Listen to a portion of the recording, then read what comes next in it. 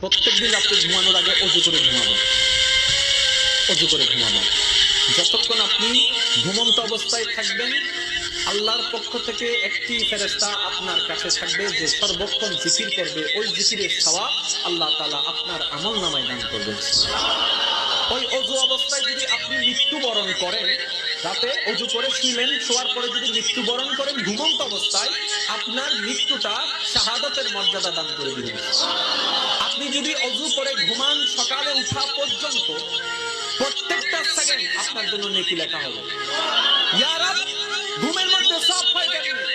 রব বলে, তোদেরকে জান্নাতে দেওয়ার জন্য আমি কৌশল ব্যবহার করলাম, কৌশল ব্যবস্থা করলাম।